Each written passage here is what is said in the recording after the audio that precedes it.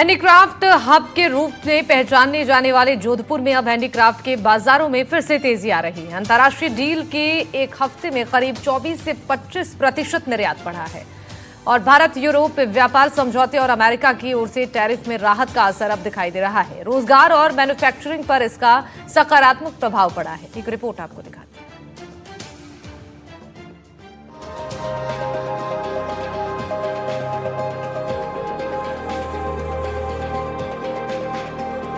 राजस्थान का दूसरा बड़ा शहर जोधपुर, जिसे हैंडीक्राफ्ट का हब भी कहा जाता है, लेकिन पिछले कुछ समय से जोधपुर का हैंडीक्राफ्ट का जो कारोबार है वो ठप था। लेकिन कह सकते हैं पिछले सप्ताह जो है वो यूरोपीय संघ से व्यापार समझौता होने के बाद, ट्रेड डील होने के बाद और इसके साथ ही अमेरिका द्वारा टैरिफ घटाने के बाद जो है एक बार फिर जो है जोधपुर के हैंडीक्राफ्ट की जो है वो उम्मीद बढ़ी है।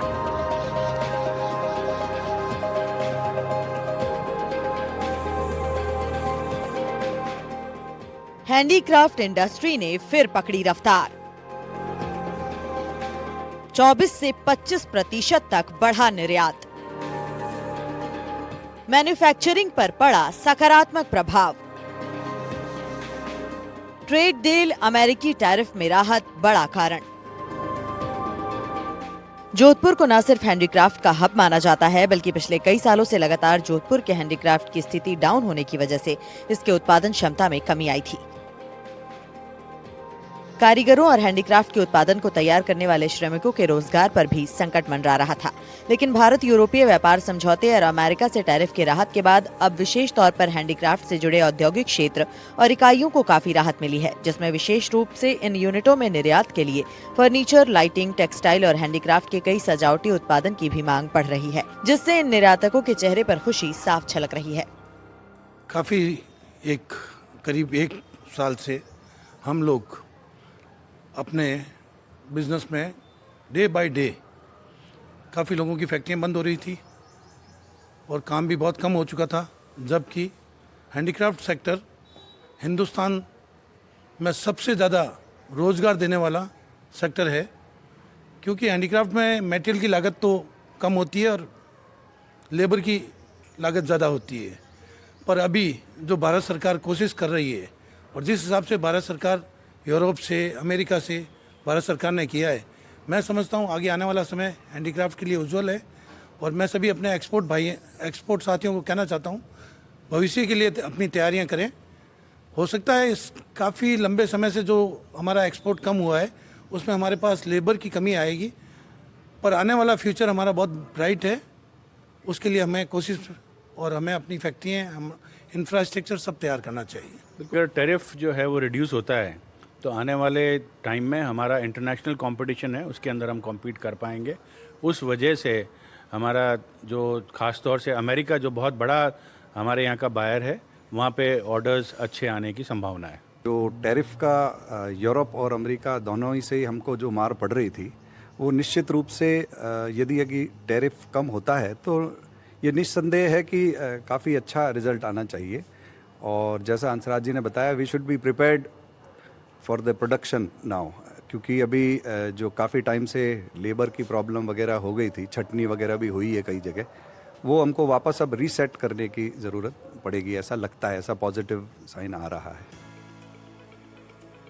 हैंडीक्राफ्ट एक्सपोर्टर्स का कहना है कि भारत यूरोपीय व्यापार समझौते की डील और अमेरिका की ओर से टैरिफ को 18% करने के बाद हैंडीक्राफ्ट के क्षेत्र पर इसका असर साफ दिख रहा है। इनके एक्सपोर्ट ऑर्डर्स बढ़ने की भी उम्मीद जगी है और विशेष तौर पर वुडन हैंडीक्राफ्ट और आयरन हैंडीक्राफ्ट के साथ ही अब हॉल्स्ट्री, फर्नीचर और होम डेकोर के आइटम्स की मांग ग्लोबल स्तर पर बढ़ने की उम्मीद है।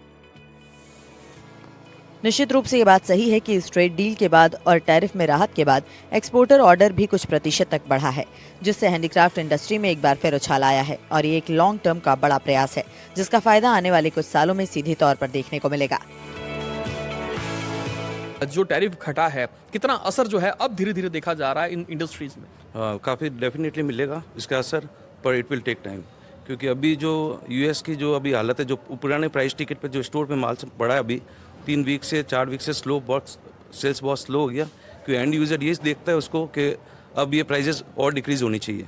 जो ऑलरेडी जो मार्कअप किया हुआ है पुराने कस्टमर्स का, वो थोड़ा टैरिफ के चलते हुए जो ऊपर 1 पॉइंट अप रखते हैं, वो अब वो इसको ये देख रहे हैं कि ये 1 पॉइंट नीचे जाएगा तभी हम खरीदेंगे। अब देखने वाली बात यह है कि भविष्य में इसको सस्टेन रहना बहुत ज़रूरी है, तभी एंड यूज़र इस पर अपना डिसीजन ले पाएगा, तभी हम इंडिया ग्लोबल मार्केट में कंपटीशन दे पाएंगे। मुझे लगता है कि अभी इस पर बड़ा स्टेटमेंट देना थोड़ा जल्दी होगा। I think by April we will get to know, हमें थोड़ा बाद में पता चलेगा इस बारे में, क्योंकि यूरोप की जो जटिलताएं थी उसके नज़रअंदाज उसकी कोशिकाओं में जैसे हैंडीक्राफ्ट एक्सपोर्टर फंसा है, उससे यूरोप ने जो टैरिफ रिड्यूस किया है वो हमें वापस एटलीस्ट खड़े होने की हिम्मत दे रहा है।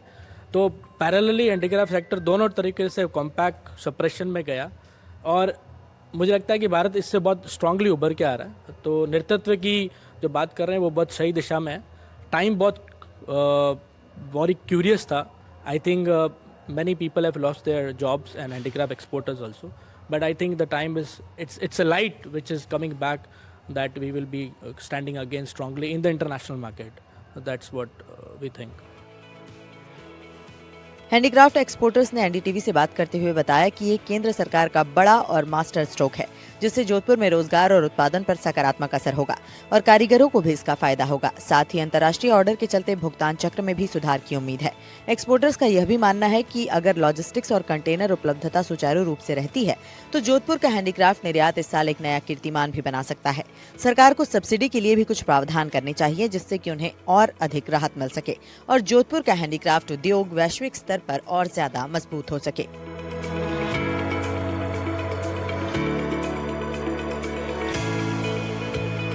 जिस तरीके से टैरिफ की मार पड़ी थी तो पूरे व्यवसाय पे इसकी बहुत बड़ी मार आई और काफ़ी सारी फैक्ट्रियों ने अपना काम करना बंद कर दिया, रोजगार चला गया लोगों का। लेकिन अभी जो प्रयास सरकार ने किए हैं वो सराहनीय हैं। अगर ये टैरिफ जिस तरीके से अभी समझ में आ रहा है कि 18% पे आ गया है, तो आने वाले समय में निर्यात के अंदर गति मिलेगी और ऑर्डर्स में भी इजाफा होगा। उससे ना सिर्फ पूरी साइकिल जो है वो चालू हो जाएगी, रोज़गार के अवसर आ जाएंगे और जिस तरीके से जिस रेट पर हमारी अभी जो डील हुई है, अगर माने कि 18% पे डील हुई है, तो ये बाकी एशियन कंट्रीज से भी कम्पिटिटिव है, क्योंकि अगर हम चाइना, वियतनाम, कम्बोडिया किसी की भी बात करें तो हमारी रेट बेटर आ रही है और उस दशा में हम वहाँ पे कम्पिटिटिव रहेंगे और आने वाले समय में उम्मीद करते हैं कि व्यापार के अंदर एक अच्छी चाल आनी चाहिए और सरकार अगर मान लो कुछ और प्रोत्साहन ऐड करती है सब्सिडी के तौर पर उस स्तर पे, तो पूरा साइकिल वापस अगले 4 से 6 महीने में कवर होना चाहिए। बिल्कुल, तो निश्चित रूप से एक उम्मीद की किरण जगी है, कह सकते हैं। जिस प्रकार से जो टैरिफ घटा है, यूरोपीय संघ से जो डील हुई है, निश्चित रूप से जो है इसका असर भी अब जोधपुर के हैंडीक्राफ्ट क्षेत्र पर जो है वो देखने को मिल रहा है। निर्यात ऑर्डर में भी जो है वो लगातार धीरे धीरे समय के साथ साथ जो है वो बढ़ोतरी हो रही है। लेकिन एक्सपोर्टर्स का ये भी कहना है कि सरकार को इस संबंध में जो है वो सब्सिडी का भी जो है प्रावधान करना चाहिए, जिससे कि पिछले कुछ समय में, क्योंकि जोधपुर जो है वो हैंडीक्राफ्ट की राजधानी भी माना जाता है, जिससे जो हैंडीक्राफ्ट का पिछले कुछ समय से जिस प्रकार से स्थितियां जो डाउन थी जोधपुर के हैंडीक्राफ्ट की, वो फिर एक बार स्थिर होने की कगार पर आ पहुंचा है। जोधपुर से एनडीटीवी के लिए मुकुल परिहार। प्रदेश में ऐसे कई मंदिर हैं जो सैकड़ों साल पुराने हैं और उनका अपना ऐतिहासिक महत्व है। एक ऐसा ही मंदिर है अलवर जिले के सरिस्का की वादियों में। इस मंदिर का नाम है पांडुपोल हनुमान मंदिर। कहा जाता है कि ये महाभारत कालीन मंदिर है। ये वही जगह है जहां हनुमान जी ने भीम की ताकत का अभिमान तोड़ा था। क्या है इस मंदिर की विशेषता और मान्यता, देखिए इस रिपोर्ट।